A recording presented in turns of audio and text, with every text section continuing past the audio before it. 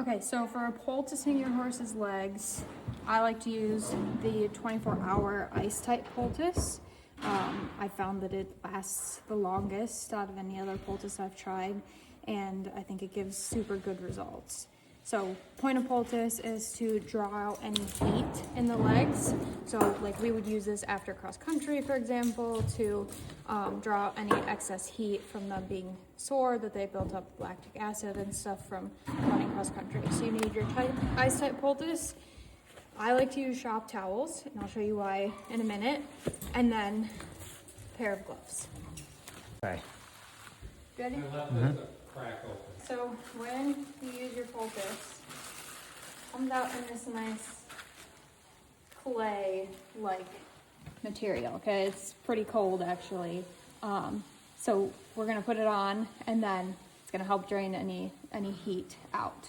So take a thin layer on your gloves, and it's very messy, so be careful, but take a thin layer on your gloves, and you can start putting it on your horse's legs. Okay, you can put it around their entire leg. I like to go above the knee, just because, you know, if the horse did run cross country and did do some really hard work, it's definitely gonna be hard on their knees. And then usually I don't go all the way to the hoof, but I do like to go pretty close. So you can put a nice layer on there. You can feel even as it's on there, like it's cold and it's starting to draw some heat out. Okay, so once you've got the poultice all the way around one of your legs, I like to use shop towel.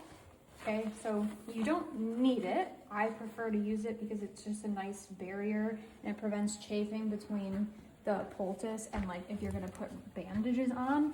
And it also kind of has the added benefit that it helps keep your bandages clean, because this is pretty nasty stuff, but it's super easy. You can wet it down if you want. You can leave it dry. I usually just leave it dry.